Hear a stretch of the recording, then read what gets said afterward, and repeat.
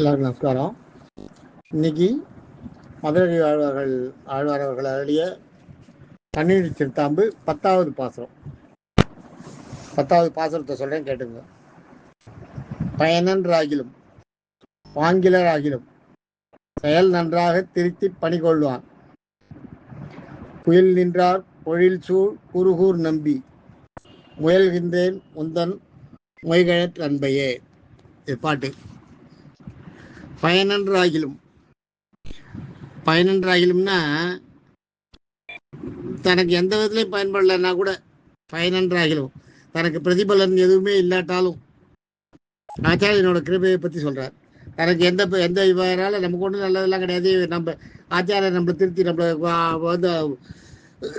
நம்மளை சிஷ்ணா ஏற்றுக்கிறதுனால அவருக்கு என்ன லாபம்? ஒன்றும் கிடையாது. அது சொல்கிறீங்க. பயனன்றாகிலும் பயனே இல்லை, எந்த விதத்துல பிரயோஜனம் இல்லைன்னாலும் பாங்கிலர் ஆகிலும். அடுத்தது என்னன்னா, முதல்ல ஆச்சாரியனுக்கு எந்த பயனும் இல்லை. ரெண்டாவது, சிஷ்யனை ஏற்றுக்கிறதுக்கு ஒரு தகுதி வேணும் இல்லையா? அந்த தகுதி இல்லைன்னாலும், சிஷ்யராகிறதுக்கே ஒரு தகுதி இல்லைன்னாலும் அதுதான் பாங்கிலர் ஆகிலும். பாங்கிலர் ஆகணும்னா நல்ல ஒரு சிஷ்யராகிற அந்த மாதிரி குணங்கள் இல்லாதவராக இருந்தாலும் பாங்கிலர் ஆகிலும். சரிப்பட்டு வரமாட்டாது இவர் நமக்கு அப்படின்னு நினைச்சாலும் சரி, அந்த மாதிரி ஆளாக இருந்தாலும் சரி, அவளையும் ஆச்சாரியர் என்ன பண்ணுவாராம், அழுத்து நல்லவனா திருத்தத்தை தான் பார்ப்பாராம். அதுதான் இங்கே சொல்றாரு. பயனன்றாகிலும் பாங்கிலர் ஆகிலும் செயல் நன்றாக திருத்தி. ஆச்சாரியர் நமக்கு காட்டுற செயல் என்னன்னா, ஆச்சாரியர் நம்மளுக்கு காட்டுற செயல் என்னன்னா, நன்றாக திருத்தி. நன்றாகன்னா முழு கருணையும் காட்டி, நன்றாக திருத்தின்றது நல்வழி காட்டி, முழு கருணை அவரோட ஆச்சாரியனோட கடாட்டம் பூரா காமிச்சு நம்மளுக்கு நல்ல வழியையும் காட்டி, அதான் முழு அதுதான் என்ன சொல்லிட்டு செயல் நன்றாக திருத்தி. செயல் நன்றாக திருத்தி. அடுத்தது பணி கொள்வான். திருத்தி கொடு பணி கொள்ளாதான் நமக்கு அந்த பணி செய்ய, அவருக்கு சிஷியனா தொண்டு செய்யற பணி செய்யற அந்த பாக்கியத்தையும் கொடுத்து ஆட்கொள்வாராம். கொள்வான்றது ஆட்கொள்வார். பணி செய்யும் பணி செய்துன்னா பணி அவரோட பணி என்ன செஞ்சாருன்னா, உங்களுக்கு அவருக்கு ஆச்சாரியனுக்கு தொண்டு செய்யற பணியை உங்களுக்கு கொடுப்பாராம், கொடுத்து உங்களை ஆட்கொள்வாராம். அதான் செயல் நன்றாக திருத்தி பணி கொள்வான். அந்த பணியை செஞ்சு நம்மளுக்கு அவருக்கு பணி செய்யற பாக்கியத்தை கொடுத்து நம்மளை ஆட்கொள்வார்னு அர்த்தம். குயில் நின்றார். குயில் நின்றார்ன்றது குயில் இருந்துட்டு, குயில் மரத்து மேல உட்காந்துட்டு குயில் நின்றார். பொழில் சூழ். குயில் நின்றார்னா குயில் மரத்து மேல உட்காந்துருக்கான். பொழில் சூழ். பொழில்னா சோலைகள் தெரியும் உங்களுக்கு. பொழில்ன்றது சோலை. சூழ் சோலைகள் சூழ்ந்த அந்த சோலையில குயில் நின்று கூவுகிறதான். நின்று கூவுகிறதுனா குயில் ஓடியே இல்லை, அங்கேயே இருக்கான், குடியிருக்கான். அந்த சோலை அதுக்கு பிடிச்சிருக்குன்னு அர்த்தம். குயில் நின்றார் பொழில் சூழ். அந்த மாதிரி இப்போ அந்த அழகு சூழ்ந்த அந்த சோலையா இருக்கு, சோலையா அழகு சூழ்ந்த அந்த இடத்துல குருகூர். அது எந்த இடம்னா குருகூரா, தென் குருகூர். குருகூர்னு சொல்லும் போதே நம்ம குருகூர் சடகோபுரம் போது தெக்க கையை கூப்பி சேவிக்கணுமா. குருகூர்ன்றது ஆழ்வார் சொல்றார். குருகூர் நம்பி, அங்க இருக்கிற நம்முடைய தலைவன் யாருன்னா நம்மாழ்வார். குருகூர் நம்பி குயில் நின்றார் பொழில் சூழ் குருகூர் நம்பி முயல்கின்றேன்.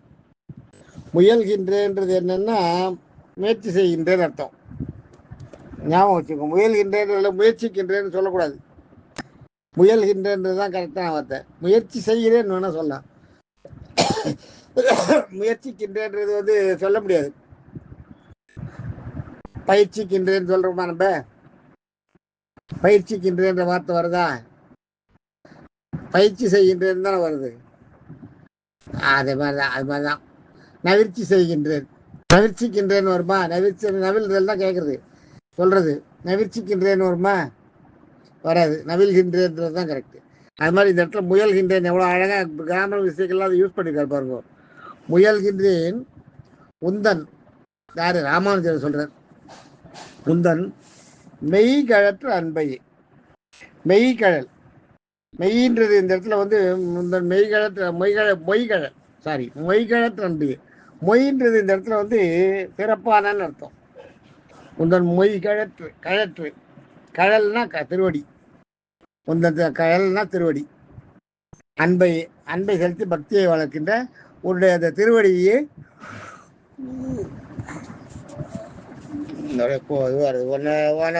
அந்த திருவடியை அடையறதுக்கு நான் முயற்சி செய்கிறேன். அப்படி மதுரை வேளாளரும் வந்து அந்த திருவடி அடைஞ்சிட்டேன்னு சொல்லல, திருவடி அடைக்கிறதுக்கு நம்மாழ்வாருடைய திருவடி அடைகிறதுக்கு முயற்சி செய்கிறேன் அப்படின்றார்.